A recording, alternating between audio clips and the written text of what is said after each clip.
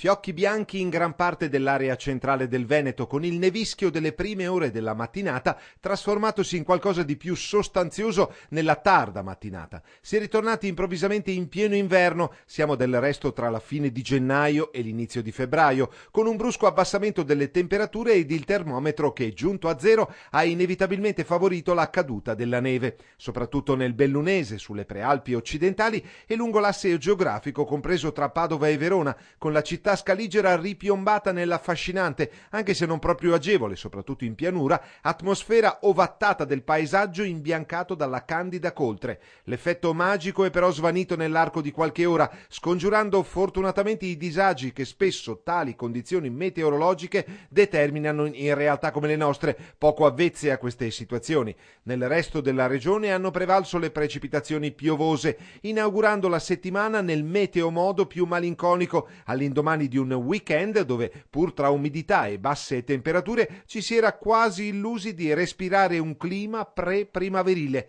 Scherzi dell'inverno.